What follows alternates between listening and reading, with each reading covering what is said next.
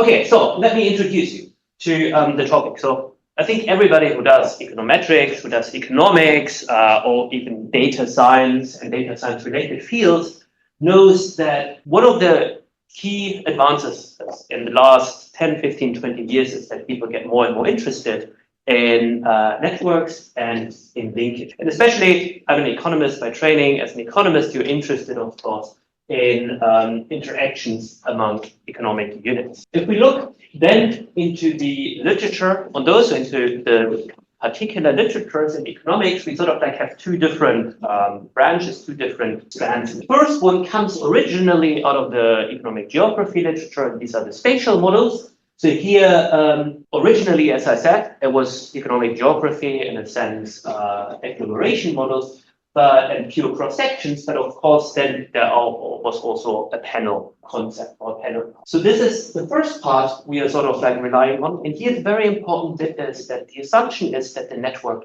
it can be observed or unobserved. So maybe we need to estimate it, but there is a network. So this is the first part which we sort of like. The second one is the econometrics of networks. And here the question is more, how is a network formed and how is it estimated and how can the formation estimate? And this is then the second part. What those two parts of the literatures have in common is that they rely on a lot of data, so the number of cross-sectional units, which I now will end, and the number of time periods has to be read. Also, and if you work with networks are really complicated because there are a lot of complexities, and in economics, we always try to identify these. Maybe we have some nice trade data or some activity data, but it is not very, very kinder. Plus, and this is now in particular important for economics, very often networks are not known. So we cannot observe them respectively. They require a lot of knowledge, maybe even some private and confidential knowledge. So think of, for example, about supply chain network. A lot of firms, of course, don't want information. So especially in a large network, observing the network itself might be very, very. Plus, I know this is more a formal definition, networks can be very, very different. We can have that a unit, so for example, a country in a cross-country data set is in the middle, and if something is happening to this unit, it spreads to all the other units. So think, for example, about the US in a cross-country data set. If something happens to the US, it spreads all over the world. At the same time, we can have units which are weak or spatial dependent, meaning they are only connected to their neighbor. Whatever their neighbor is, we don't know. So these are sort of like two sides, and then also two other sides which are weak and strong factors. In a sense, we have the perfect example at the moment for a strong factor, namely the hike in the energy prices. So this is something which comes from outside and affects that. So if we want to do this seriously, we, in a sense, have to take care that we have an unobserved network. We have a large number of observations. So observing the network or trying to get the data is difficult. Plus, we need to take care of the different units, weak or spatial dependence. So this is sort of like the background of. So now, what has the literature done? What is relevant for? So first of all, we of course rely on somewhat on the spatial econometric literature. So in a sense, once the network is known, the question is, how does a shock distribute through the network, and how can we estimate? And with this in particular, two works by Ditzen and Foley, and then of course extensive work by Paul Alphonse and Paul, which essentially describe it. It's also related to dominant units and the estimation of dominant units and their identity. And then, as I already mentioned, the formation. But the most important part, which is relevant for our paper, is joint work with two of the co-authors of this paper and Hashim Pisara, where essentially they propose a two-step method to estimate undirected network linkages in the presence of common factors. So in a sense, here we have this differentiation between what is a strong common factor and what is a weak dependence. And then the important bit here is this paper focuses on undirected linkages. They do some interpretation or some analysis of negative and positive effects, but they still are. And in a sense, what we do in this paper is, and now I exaggerate a little bit, we give the previous paper some direct. Namely, we build on their work, but we estimate a directed network. And this is sort of like our main contribution to this part. And we do this by, as I said previously, a very simple and well understood method, namely GMM. And we use each units, neighbors that are not their neighbors as neighbors. Why we need instruments, I will explain in a little bit. And why this works, I will also say a little bit, and how we can think. Then we have as a result directed links, which are previously unobserved between the cross-sections. And then we apply this to a US house price data set of 375 MSAs, so-called metropolitan areas in the United States, over roughly 30. And what we find is that there is a lot of asymmetry in dependence, respective spillover effects within regions in the United States, but also within. And then as a last step, once we recovered the network, interpreted sort of like the network links, we use local projections and a gravity model to put in it. So, and what we then find is that besides the geographical distance between two MSAs, the relative size of the population between these states also has a huge influence how strong those linkages are, respectively how strong. So this is in a sense the paper in a nutshell, and now I will sort of like, so I will start with a little bit on the methodology, which sort of like then feeds into the empirical model. Then I do the empirical analysis, and which includes here also the local projections, and then I also talk a little bit about the gravity. Also, if you have questions, go and straight up. Okay, so let's have a look at our initial model. So we assume a very simple, normal, standard panel data model where we have an observed variable y and an observed variable x, and we assume that x influences y, and we denote the cross sections by I and the time period y. So this is pretty much all standard. We also assume that y is stationary, m and t are large. And then we have now a specific part, which is the unobserved. And the key here is that what we assume is that the error term depends again on two different. And we assume that there is one part which resembles strong dependence and another part which resembles weak. So this both parts can be written down as a factor model or in terms of notation, where we have the unobserved factors f and the loadings gamma. We have n strong factors, and then we have n minus m minus 1 weak factor. And I know that most of you now will say, hang on, that is the key component missing. Yes, of course. We don't have any random noise here because the random noise can be isolated or included in the weak dependent part. So in a sense, with this, we already make the first statement. Okay, the weak dependent part is sort of like everything bar the strong factors, but maybe some part of the weak dependent part, so this part here, has a weak dependent meaning, but it can also have, of course, just a normal random noise. So we combine 2 and 1, and then this gives us equation number 3, which we sort of like now go ahead and keep follow up. Now, I already said or talked a little bit about dependence, cross-sectional dependence, strong and weak dependence. So before continuing, I need to sort of like define this a little bit more in detail. So if you look in the literature, especially if you follow the literature which is mostly dominated or driven by Hashim and Sarah, you will sort of like find a distinction between strong and weak dynamic. And in general, one can sort of like think of that dependence depends on how many factor loadings or how many units are associated or influenced by that. So very easily speaking, if we have a lot of, if we have a factor and this factor influences a lot of units, then we have a somewhat strong factor.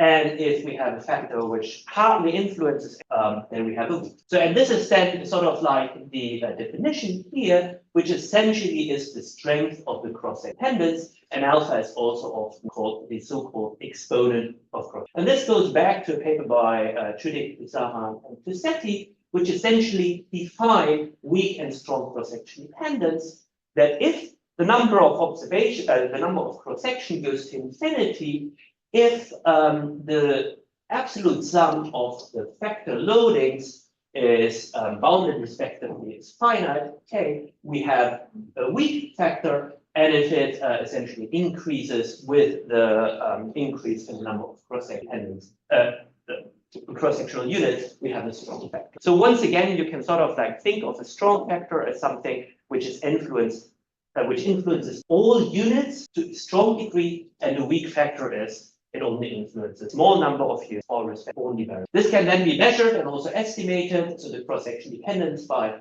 as I already said, the so-called exponent of cross-section dependence. It is usually, well, it is between 0 and 1, and it can be directly estimated, and it can be directly estimated in a error component variable. So these are papers. Okay, so now why is this important for our work? So for our work, it is important because we can further interpret weak cross-sectional dependence as a spatial process. Question? Yeah, just for my understanding, the alpha is set and it's not time variant for each unit. It's set, it's specific. We also assume that it is equal to the strongest factor. So for example, you can have 5 factors and say one is strongly cross-section dependent. But essentially what we also need here is just say, yeah, we have strong cross-section dependence, and then how different the dependence is for the different factors. This is a problem we deal with later. And I think time varying dependence or time varying strength of factors has not been looked into much detail in the literature. Maybe it has, at least not that I'm aware of. Okay, so coming back, the important bit is that we can represent weak cross-sectional dependence as a so-called spatial autocorrelation. So this is here, down here, equation number 5. And here the idea is that I'm now calling this EWT, so the unobserved weakly dependent shock in period T for a specific unit is influenced by a weighted average of other units. And what this weighted average consists of is essentially the W. So this is also the so-called spatial weight matrix or our network matrix. So in a sense, very easily speaking, the first row of W measures how much the first unit is influenced by it. Obviously, the diagonal elements are 0, and we also have to, of course, assume that we have some boundness of the matrix so that the rows with the columns are bounded. And then we have the overall strength of the spillover effect of one unit to another, and this is by the spatial autocorrelation coefficient rho. And in our case, this also sort of like resembles a little bit the degree of the spatial impact. So now important is also that we assume that W is sparse, and in a sense, W is our network. So easily speaking, if we would observe the weakly dependent part, and we would observe W, we would have the typical spatial econometric model, and we could just, well, estimate the effect one unit has on another. But, of course, this is part of the unobserved, hence our network, our W, is unobserved as well. So our aim is, in a sense, to recover this W here, to think about how can we recover. And now comes sort of like the next difficulty we have to think. This is, of course, if we want to estimate rho, or even if we want to estimate W, it is a nonlinear process. Effectively, there is some reverse causality because I influence my neighbor influences me, so we have this typical reverse. So in the spatial literature, you often write the model down as the following here, so that we have I minus W inverse, and then we would estimate it. So in a sense, if we would observe EWT, or if we are able to estimate it, we need to find a way how to recover W and then how to estimate. And in a sense, this is what part of this paper is. Okay, so now what do we do? How do our steps look like? So our first step is we have to check, is there any strong cross-sectional dependence, respectively, what type of, do we have strong cross-sectional dependence, do we have, and we just use the normal standard CD test on our dependence. The second one is that we have to obtain an estimate of the weakly dependent residuals, because the weakly dependent residuals contain our network. And how do we do this? We combine the correlated effects estimated by Pisaran 2006. And then in the second step, we remove the strong dependence using components, respectively, estimate the loadings with. So once we have this, we essentially have weakly dependent residuals, which contain our network. And now we calculate the sample correlation matrix of this, which we call R hat. And then we use a method called multiple testing to obtain a sparse version of this. And in a sense, the paper I mentioned earlier, so the Bailey, Flake, Pisaran, essentially stopped at step number 3. And now we propose step number 4, where we actually put a direction on those links. And what we do is that we use the information from the sparse correlation matrix. So we know in a sense now which units are correlated with each other. So we use this information and then estimate a spatial autocorrelation model where we estimate specifically the weights of the spatial weight matrix, respectively the weights of the network matrix. And once we connected all of this, we have an overall network matrix, and then we can continue and, well, put it in nice maps, put it in nice graphs, and as I also put some econometric. Okay, this was sort of like the methodology in a nutshell. What I do now is that I'll start with the empirical model, and we'll also go through all the 4 steps in detail, and then obtain the estimate of the asymmetric weight matrix or networks, and then we do analyze. Okay, so how does our model look like? So as I said, we model house prices for 375 MSAs over those 33 years, and we do it very, very simple. We just assume house prices depend on real per capita income. I know there is a lot of different things which drive US house prices, but we only have data for the MSAs. So the MSAs, I believe here it would be like the Rhine-Ruhr area. I think this is one of the Metropolregionen in Germany, if I recall correctly. So in a sense, we would have one house price for the entire area. And of course, there is a lot of heterogeneity in there. And yeah, so it's really a macro model.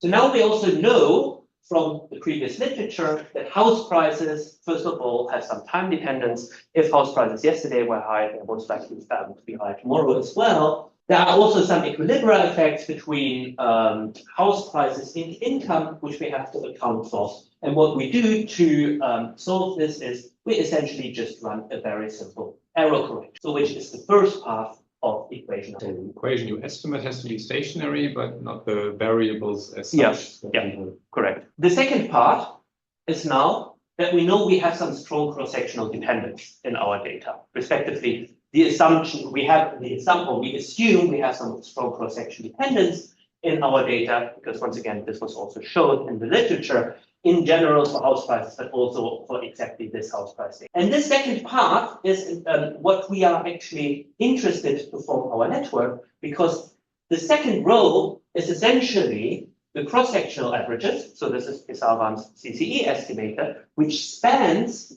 the strong factors plus a random noise term, in a sense, plus some weak cross-sectional dependence. So the second row in equation number 7 is essentially our error composite of the strong and the weak dependence factors, which we are. So we need to estimate equation 7 and then recover ES and EW by T. Now let's start with steps 1 and 2. So what we do is, as a first step, we check, do we have strong cross-section dependence? And we use the standard CD test, which has as a null hypothesis of weak dependence against strong cross-sectional dependence, and we find that there is strong cross-section. We also estimate the exponent of cross-section dependence, so the alpha, and this is also pretty much exactly. So we know we have some factor structure in, or some strong factors in our house, meaning we can go ahead and estimate our error correction model and construct the composite E hat IT as just, well, the residuals of our model from the CC. And now in the second step, we need to remove the strong cross-sectional dependence.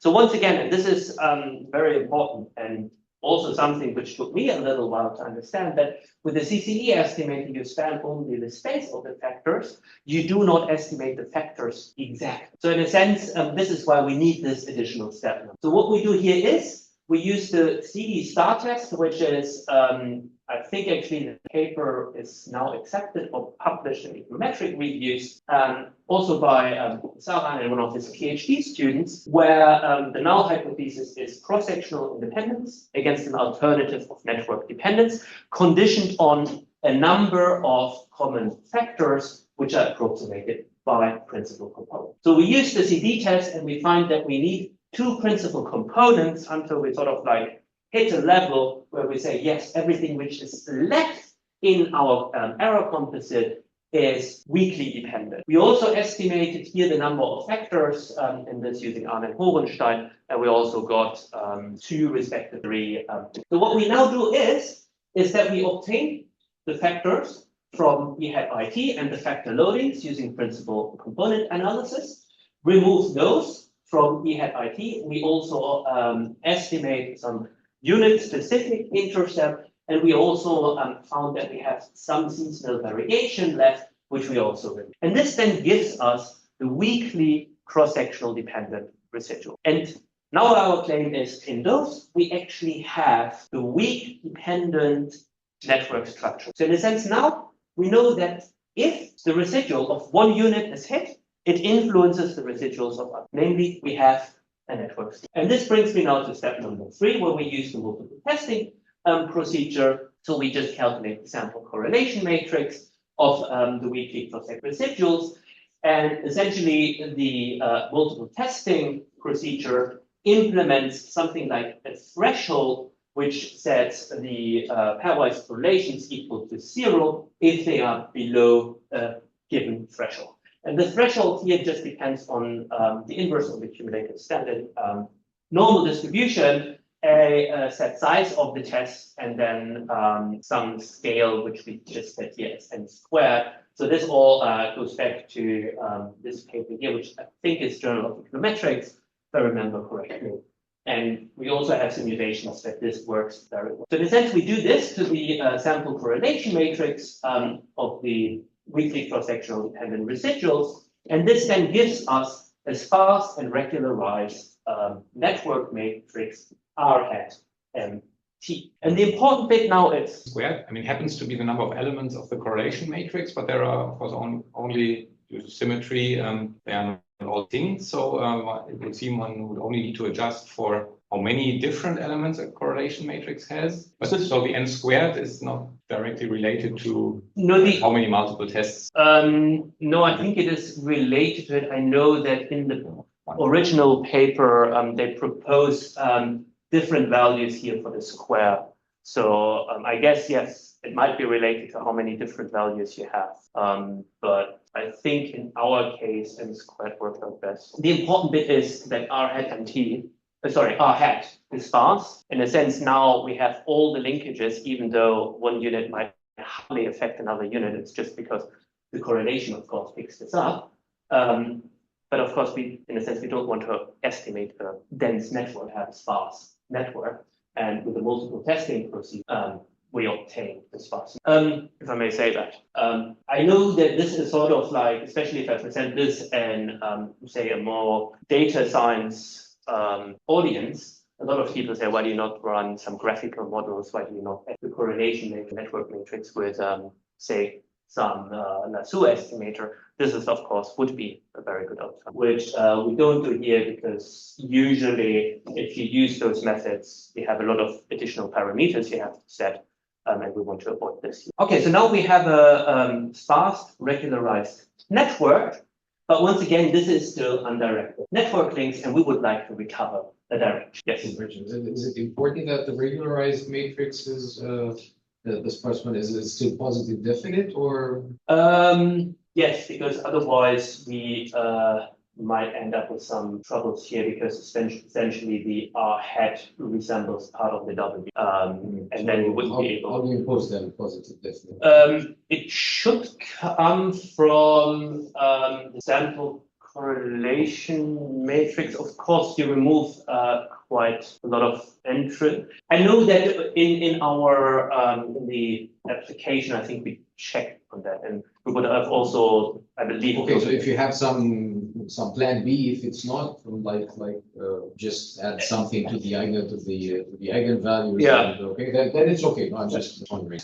I think this is more a problem, and I'm not showing this, but we also have a lot of Monte Carlos, and this is a problem in the Monte Carlo, because of course sometimes this R hat MT, it's just, you can just throw it away. And then in the Monte Carlos, I think we try to play around skipping those iterations and adjusting. Yeah. Frequency that sometimes use it. So then this forestry still moves to become only you say stationary. You don't know that how much they will want. We have the direction, what is the size of the field? So here we have 375. So here is 375, and then we have 140-ish, or 4 times 32.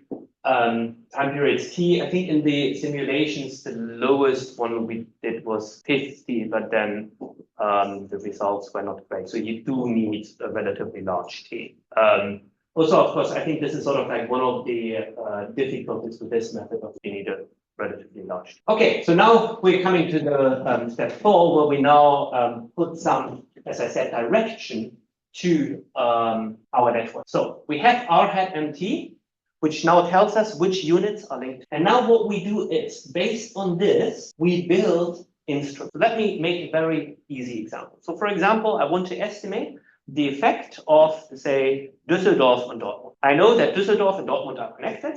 So if a house price shock hits Düsseldorf, it affects Dortmund. But I also know that this shock goes back to Dortmund. So I have the typical reverse causality. Our idea now is that as an instrument, we use those units which are not related to the unit we're looking at. So for example, let's say Köln, house prices in Köln have no effect on house prices in Dortmund, meaning, but they do have an effect on house prices in. So in our case, we could use house prices in Köln as an instrument for the effect of change in house prices from Düsseldorf to Dortmund. And this is our idea which we are using here. So in a sense, we use as instruments the neighbors who are not their neighbors. Now we also have to additionally let those instruments one further to ensure the relevance and the exclusion. So I also have a nice example here how this looks like.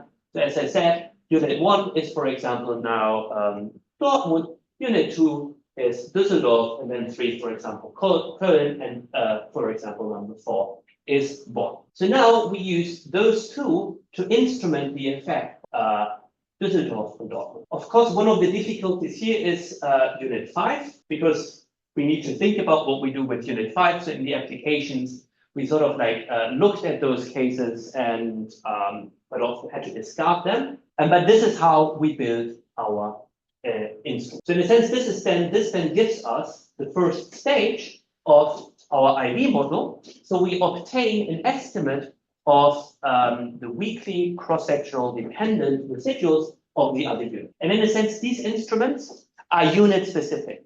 So I literally loop through all of my MSAs, which are connected, build the instrument matrix or build the instruments, calculated the fitted values, so this term here, and then go ahead. And I repeat this for each unit. And as I said, the relevance condition holds because, well, one unit influences another, which then spreads to the third one. And the exclusion restriction, we argue, holds because the first time. Okay, so now, essentially what we have is equation number 13 here, and we now estimate the Wij. And those estimated Wij's now contain the links between unit I and unit j. So in a sense, the estimated Wij estimates if unit j is shocked, so if the house prices in a specific MSA are shocked, how this shock influences unit I. So in a sense, how it spills over to another. And this is sort of like the important step how we identify them. I sort of like already said the exclusion and the relevance condition here, and that we collect all of those estimates in a sparse matrix, which we call W inverted hat. So in the sense, this is this is now a matrix which includes our network, but also directions. So in a sense, here we know unit I influences unit j by a certain amount, and the opposite unit j influences unit I maybe by a small. The important bit here is implicitly we can also, of course, have very, very small numbers for the Wij. So it is possible that, say, Düsseldorf influences Dortmund, but Dortmund influences Düsseldorf only very, very small magnitude. Yes, please. So the exclusion restriction comes from the time series dimension.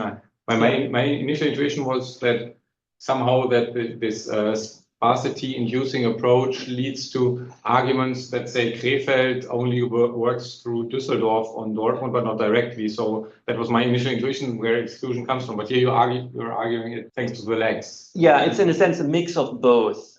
Because of course we exclude a lot of the links, which I would also say sort of like has, so in a sense, the relevance is of course that E4 only influences E1 over E2, and this then of course means also that we have, or it is also due to the sparsity. If we would have a dense network, then of course 4 would also influence this 1. So yes, it is sort of like due to both. But also we realize that we need to also introduce the first leg to really make sure. Yes, please. The example was a little bit like Bologna from Düsseldorf and Düsseldorf Dortmund. Yeah. And then to use that as an instrument from Bologna to Dortmund, right? No, from Dortmund to Düsseldorf. Sorry, from Düsseldorf to Dortmund. Yes, sorry. But if Cologne would have direct connection to Düsseldorf, because let's say they both have big IT firms, would that be a problem for the exclusion restriction? So something like that, so that they are.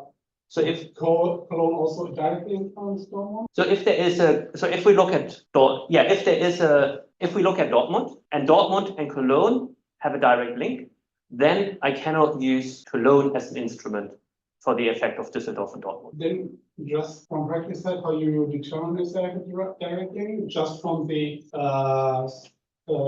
strongness of the alpha. No. The connections come from the regularized network matrix. Yeah. From the air. Yeah. After. So I will be started. Right? Sorry. After the CB started. Yeah. Okay. So in a sense, I will show this. Maybe it becomes clearer, sort of like the dense versus the sparse part.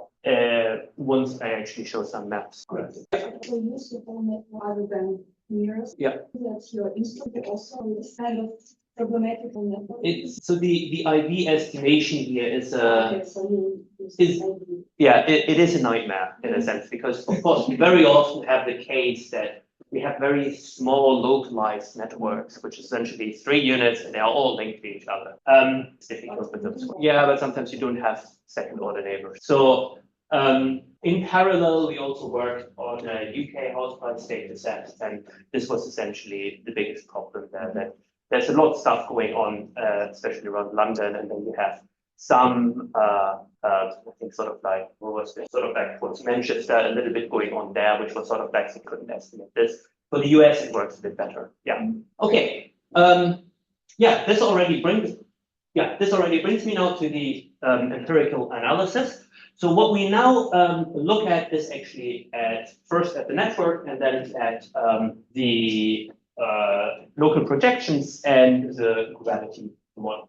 And let me just go straight in with a map of the United States. So all the shaded areas are metropolitan statistical area. And the important bit is that metropolitan statistical areas include multiple counties, and they can also span across different states. And we also sort of like divide the US in 8 different regions. And what we see here is, so the purple or the pink one, so this color here are the connected units, and the slightly darker one are the unconnected. And roughly 40% of the MSAs in the United States are connected, so 166, and 209 are unconnected. And what you already see from here quite clearly is that there is a lot of connection along the coasts, so west and east coast, and then there are some connections here in the, I think it's called the Lakes region.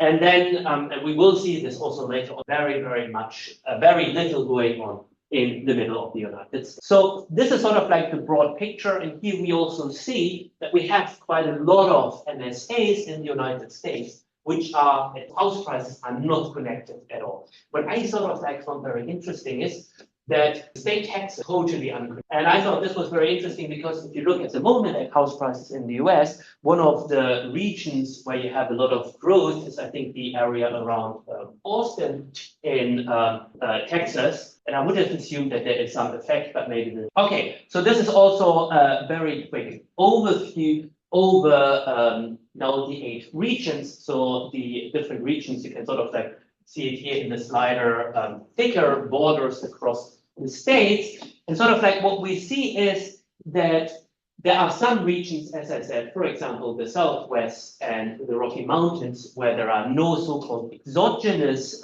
regions. So these are regions which are determined by others, and that there are some others, like, for example, the Southeast or New England, which are which have much less unconnected.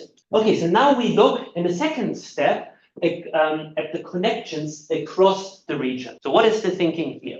Once again, we are looking at house prices for MSA. So think about now, we are looking at the house prices in the Rhine-Ruhr area and how they affect, for example, the Rhine-Main area. And of course, as I said, there is a lot of heterogeneity within each of those MSAs. But of course, we can also say, well, we compare now if house prices, say, in the Rhine-Ruhr area have an effect on areas or like sort of macro areas outside of, say, West or Middle West. And this is what we do here.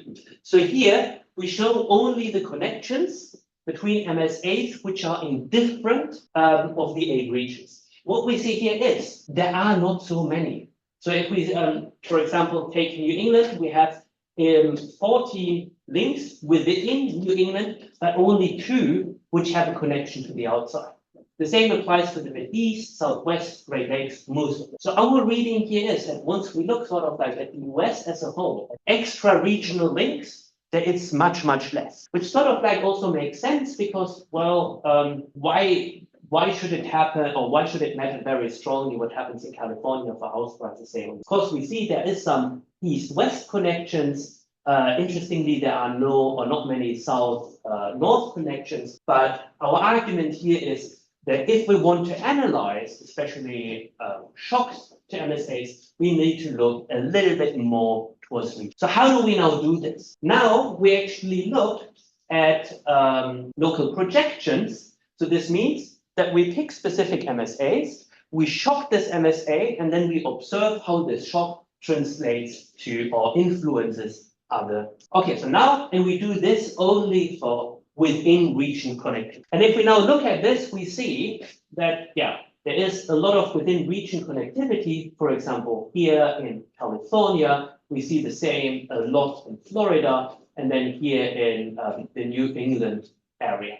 So in a sense, once again, we have here a very clear argument that a lot what happens in terms of house prices is sort of like region within region. Okay, so I'm now picking 2 of those regions. So the first one is the far west, and then the second one is the southwest, where we shock specific units, and then we just see what happens with the remaining. Okay, so first of all, the far west is interesting because it's 4 states. So we have Washington State, we have Oregon, Nevada, and then California. And each of those states has their own housing network, which is sort of like interesting because it means that if something happens to, say, the house prices in Seattle, this has no effect on house prices, say, in Los Angeles or San Francisco, which I sort of like found also quite interesting because if you think in Seattle, you have Microsoft and a few other tech companies, and then of course you also have a lot of tech companies in the Bay Area. So what we now do is we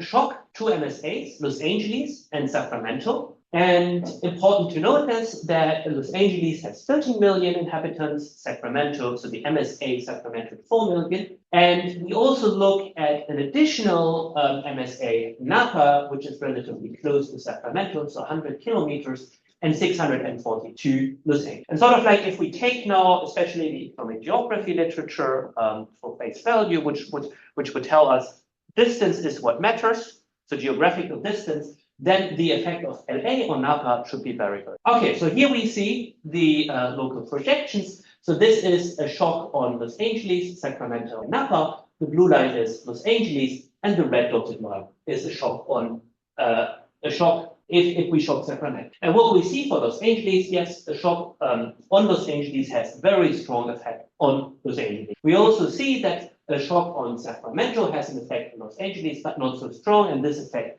declines relative. If we now look at Sacramento, we see, yeah, okay, of course there is a strong bone shock, But we also see Los Angeles has quite an influence, especially this in comparison to the vice versa effect does not decline. And now comes the important bit. If we now look at Napa, the effect Los Angeles has on Napa is actually larger than the effect Sacramento has on Napa. So in a sense, Sacramento, even though it is much, much closer, has not such a strong effect on Napa than Los Angeles. And our reading or our interpretation here is that this is due to the relative size in the population, because Los Angeles is so much larger that because of this weight, it affects also much further units or MSAs which are much lower. So to do error bands around these lines?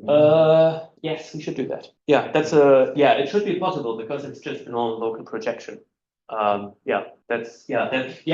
that's a very good point. And this would be interesting and important because then you could also see when it's not significantly different from zero. Okay. Very briefly, now we also look at the southwest, and here we see that most of the southwest is unconnected.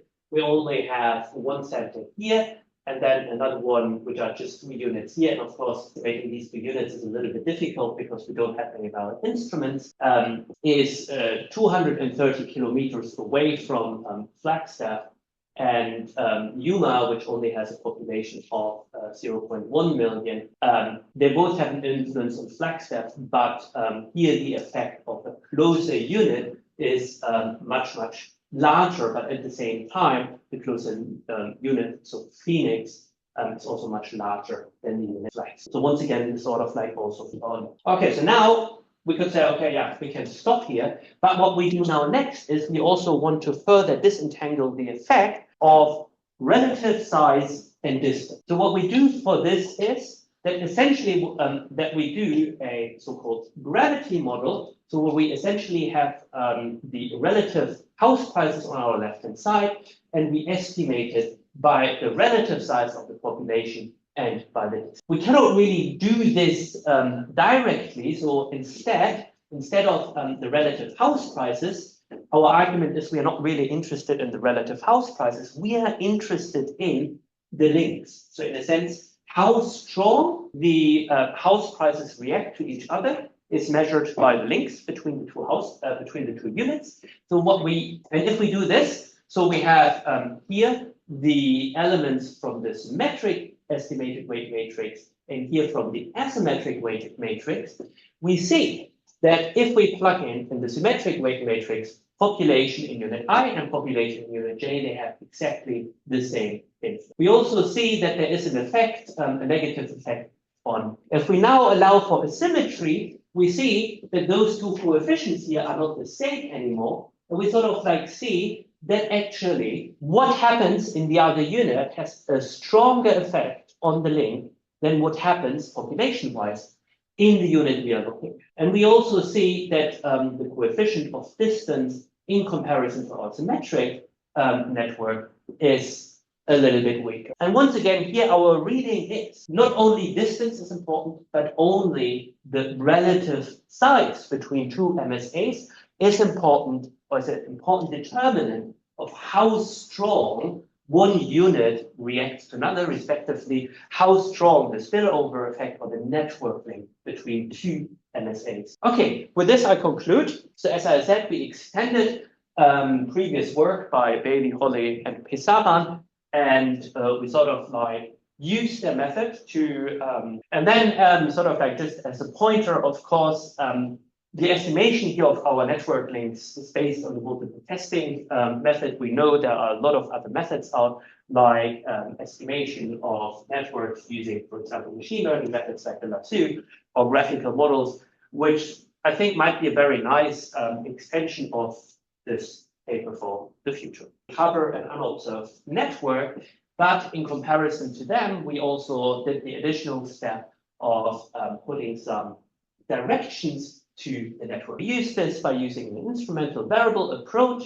and then we also have some evidence from local projection and a gravity model, which show very clearly that we do have some asymmetric. As I said, we have Monte Carlo simulations. I didn't show them because it's still something we work on, but they show that our approach works also for smaller samples, even though then, of course, you pick up much more noise in your network. We have a, I think, quite nice policy implication, which sort of like is not only important for, say, macro policymakers, but important for, say, finance policymakers, so that spillovers in house prices depend not only on the distance, so not only what is close to you, but also what is far away of you, if it is strong enough. And this, of course, is also important if you say you invest in house prices and if you are, say, real estate fund or something. So our estimated coefficients, respectively, our estimated weights from the asymmetric and the symmetric weight.